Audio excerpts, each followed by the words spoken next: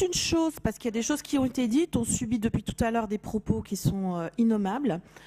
On ne vit pas dans un monde de bisounours. Hein. On sait très bien qu'il y a certains problèmes qui se concentrent dans certains quartiers, mais on ne peut pas laisser dire qu'il y a d'un côté des gentils patriotes qui subissent et de l'autre des méchants immigrés qui commettent des actes répréhensibles. Parce que, on redira vos propos, c'est un peu ce que vous dites quand même. Et vivant dans un ghetto, non.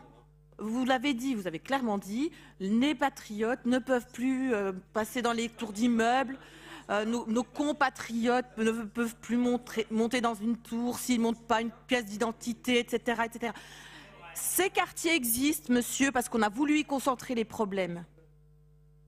S'il y a des problèmes, c'est qu'on y a concentré les problèmes. C'est qu'on y a concentré la pauvreté. C'est qu'on y a concentré toutes les difficultés.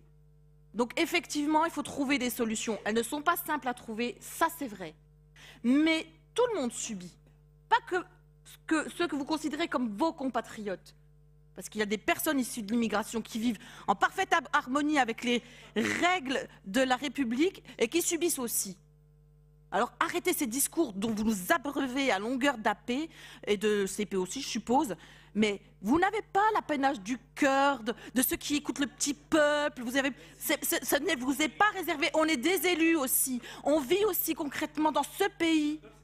Et, ah bon, bah, je suis élue aussi, donc je ne me suis pas si détournée que ça.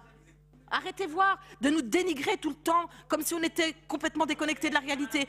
On y vit, et on y vit et on est là.